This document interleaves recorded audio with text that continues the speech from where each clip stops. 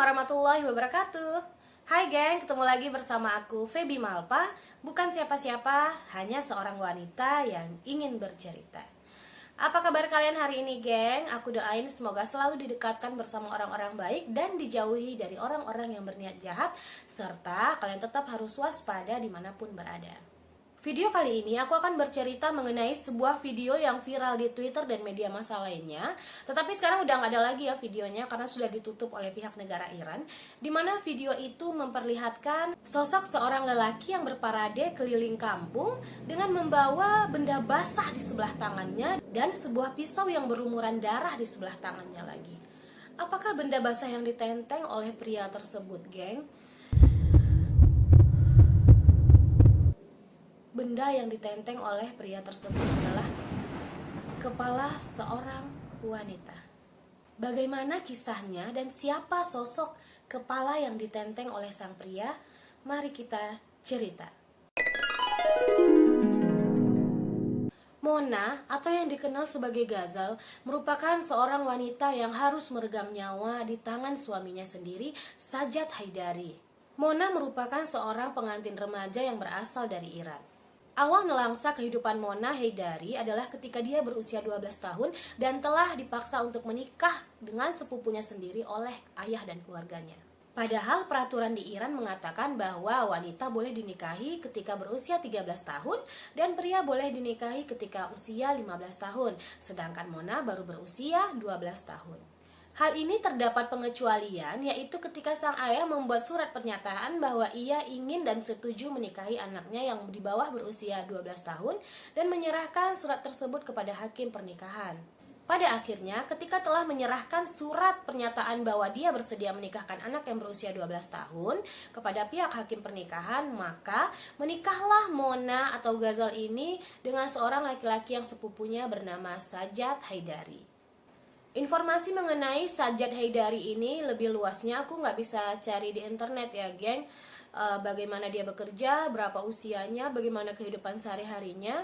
Yang ada aku hanya menemukan bahwa sikapnya yang kasar dan temperamen kepada Mona istrinya.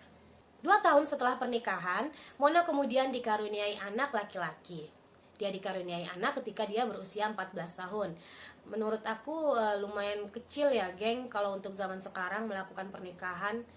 Mungkin itu merupakan tradisi di negara Iran. Kelahiran sang anak lantas tak membuat rumah tangga Mona dan Sajjad berakhir dengan bahagia, romantis seperti yang diidam-idamkan pasangan lain ya. Sajjad selalu saja melakukan kekerasan dan menyakiti fisik Mona. Sehingga akibat sering dikasari oleh Sajjad, Mona seringkali meminta cerai kepada Sajjad. Tetapi Sajjad lantas menolak dan malah semakin menganiayanya. Puncak ketidaktahanan Mona kepada suaminya Sajjad ialah ketika pada bulan September atau Oktober 2021 kemarin, Mona memutuskan untuk kabur dari rumah dan lari ke Turki. Di Turki, Mona diduga menemui seorang yang ia kenal di media sosial. Dan ini baru dugaan karena Sajjad juga tidak menemukan bukti bahwa Mona bersama pria lain. 4 bulan berada di Turki, kemudian ayah Mona dan pamannya menjemput Mona dan membujuk Mona untuk kembali pulang bersama suami dan anaknya. Mereka juga mengatakan bahwa mereka menjamin keamanan Mona yang akan mereka lindungi dari kekerasan yang nantinya ditakutkan akan dilakukan oleh Sajjad. Sehingga akhirnya Mona memutuskan untuk pulang menemui suami dan anaknya. Beberapa hari kepulangan Mona di negara Iran tak lantas membuat rumah tangga mereka semakin membaik. Puncaknya pada 5 Februari tahun 2022 ya baru saja terjadi, di mana Sajjad ini kembali emosi saat mengingat bahwa Mona diduga telah pergi bersama laki-laki ke negara Turki. Pada tanggal 5 Februari 2022 itu bertepatan dengan hari Sabtu ya geng. Jadi ketika Mona sedang berada di rumah, Sajjad kemudian memanggil sepupunya yang juga laki-laki, yang kemudian ia mintai tolong untuk mengikat Mona. Mereka lalu mengikat tangan dan kaki Mona, kemudian tanpa ampun mereka memenggal kepala Mona. Mereka memenggal kepala Mona tanpa ampun. Bahkan di saat Mona meronta-ronta minta dilepaskan. Terus terang aku agak ngeri-ngeri sedap ya ceritain cerita ini, karena aku juga lagi sendiri di kamar. Kematian Mona membuat heboh negara Iran dikarenakan beredar video tadi, geng. Video di mana Sajat Haidari ini sedang berparade berkeliling kampung sambil memegang benda basah di sebelah tangannya dan pisau yang berlumuran darah di sebelah tangannya. Ia berparade di lingkungan Ahvaz, sebuah kota di provinsi barat daya Khuzestan, negara Iran. Ia tenteng kepala Mona di sebelah tangan kiri, kemudian pisau di sebelah tangan kanan. Ya, suami Mona ini, Sajat Haidari, memparadekan berkeliling kampung dengan wajah sumringah dan itu terlihat jelas di video. Seakan ia mengatakan dengan bangga bahwa ia telah berhasil mempertahankan harkat dan martabat keluarga dengan memenggal kepala seorang wanita yang ia anggap berselingkuh. Tidak lama setelah aksi Sajat ini viral di media sosial, kemudian ia dan saudara laki-lakinya ditangkap oleh pihak kepolisian. Tetapi pihak kepolisian tidak tahu ingin menerapkan hukum apa kepada Sajat, karena Sajat berdalih bahwa dia sedang melakukan honor killing. Apa itu honor killing, geng? Dalih pembunuhan honor killing dianggap sebagai dalih pembunuhan untuk menjaga harkat dan martabat keluarga, sehingga hal semacam ini diperbolehkan di negara Iran. Secara luas dapat diartikan sebagai boleh melakukan pembunuhan terhadap keluarga yang dianggap telah mempermalukan martabat keluarga. Dari informasi yang beredar di salah satu media di negara Iran, yaitu media massa Sharqi, yang juga merupakan harian lokal di Iran, setiap tahunnya terjadi dalih pembunuhan honor killing di negara Iran sebanyak 345 sampai 450 kasus per tahunnya. Wow.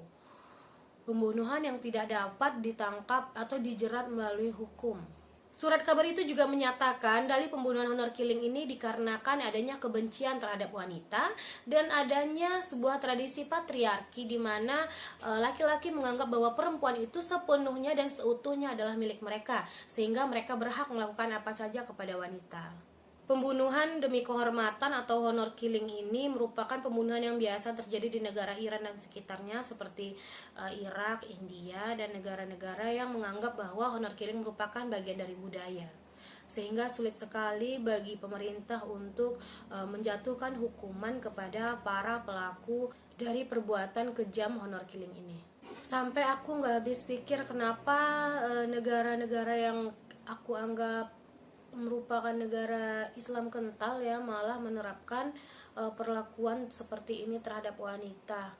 Lagi-lagi aku juga merasa bangga kembali ya menjadi warga Indonesia karena di sini budayanya masih sangat menghormati perempuan, masih sangat menghargai wanita. Perlakuan malang yang diterima oleh Mona ini bukan satu-satunya kasus yang viral di media sosial akibat pembunuhan berdalihkan honor killing.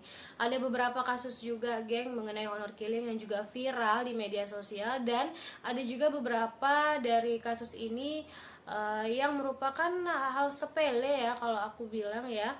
Dan karena perlakuan yang sepele ini mereka harus mengakhiri nyawa kerabat mereka dengan sangat kejamnya.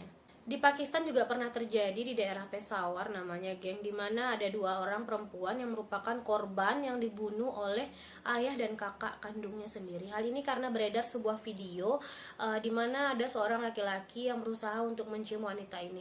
Itu kan kalau kita pikir bukan salahnya mereka juga.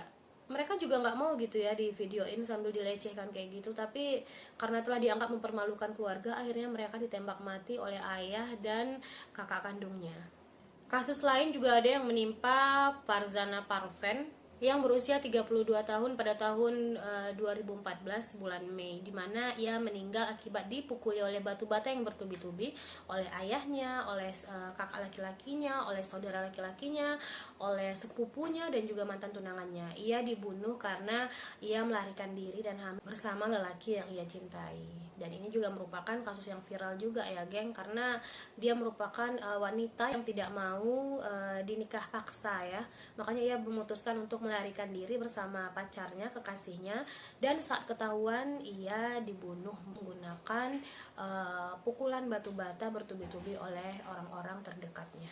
Dan banyak lagi pembunuhan berdasarkan kasus honor killing yang dianggap mempermalukan. Sebenarnya kalau menurut aku pribadi sih ya, kalau misalnya kesalahan itu tidak menghilangkan nyawa orang lain gitu ya, sang wanita ini nggak berhak untuk dihakimi sendiri gitu ya, nggak berhak untuk dihukum mati.